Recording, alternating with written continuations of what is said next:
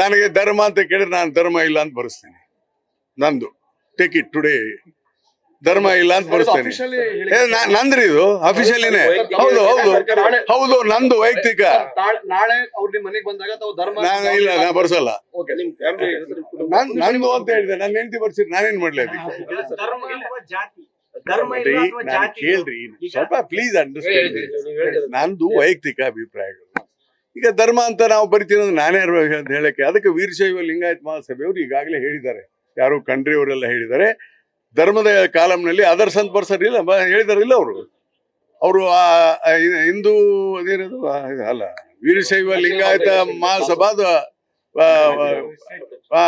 ಅಲ್ಲ, ಮಹಾಪ್ರಧಾನ ಕಾರ್ಯದರ್ಶಿ ಅವರೇ ಹೇಳಿದ್ದಾರೆ. ಅವ್ರು ಹೇಳಿದ ಮೇಲೆ ಮುಗಿದಪ್ಪ. ಈಗ ನನ್ ಕೇಳು, ನನಗೆ ಧರ್ಮ ಇಲ್ಲ, ನಾನೇ ಯಾವ್ದಪ್ಪ, ನಾನು ಶರಣ ತತ್ವ ಒಪ್ಕೊಂಡಿದ್ದೀನಿ.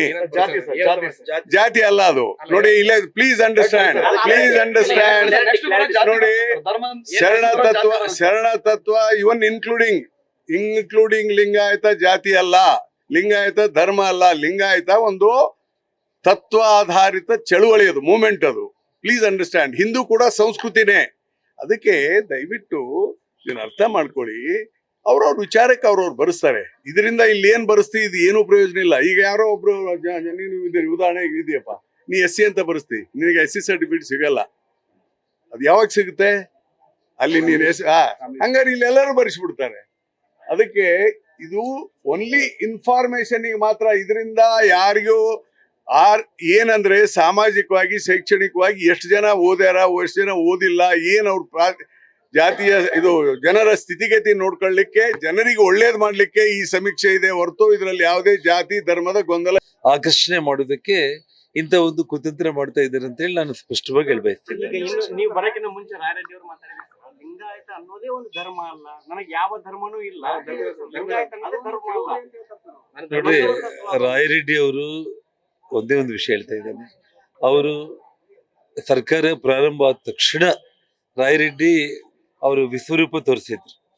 ಅವರಿಗೆ ಆರ್ಥಿಕ ಸಲಹೆಗಾರ ಕೊಟ್ಟಿದ ತಕ್ಷಣ ಮೆತ್ತಗಾದ್ರು.